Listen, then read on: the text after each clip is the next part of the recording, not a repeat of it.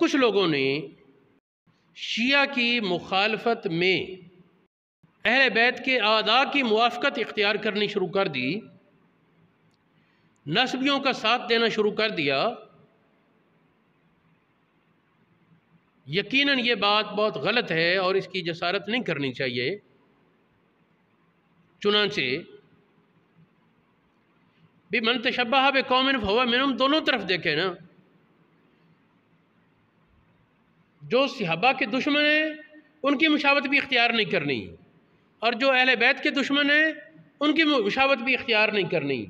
ہم نے صحابہ کی بھی محبت رکھنی ہے اور اہل بیت اطہار کی بھی محبت رکھنی ہے۔ کسی ایک فریق کے دشمن جو صحابہ کا دشمن ہے اس کے موافق نہیں بن جانا۔ ان ایام صحابہ قطعاً ان دنوں میں خوشی نہیں کرتے تھے،